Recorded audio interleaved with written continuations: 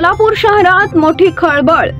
शहरात दिवसेंदिवस मुले आणि महिला बेपत्ता होण्याच्या तक्रारी वाढतच आहेत। शुक्रवारी शहरातील 3 पोलीस ठाण्यात मुले आणि बेपत्ता महिला होण्याच्या 7 नोंदी नोंदवण्यात आल्या।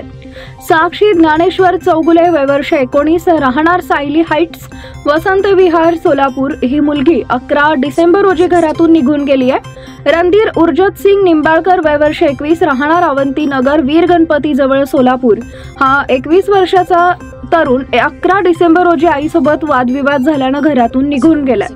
प्रतीक्षा उत्तम रोकडे वय वर्ष 23 राहणार नाकोडा युनिटी सोलापूर ही महिला 12 डिसेंबर रोजी दुपारी 3 वाजता राहत्या घरातून निघून गेली आहे। या तिन्ही घटनेची नोंद फौजदार चावडी पोलीस ठाण्यात झाली आहे। तर सचिन महादेव कटके वय वर्ष 45 राहणार भवानीपेठ सोलापूर हा इसम घरात कुणालाही काहीही न सांगता निघून गेलाय।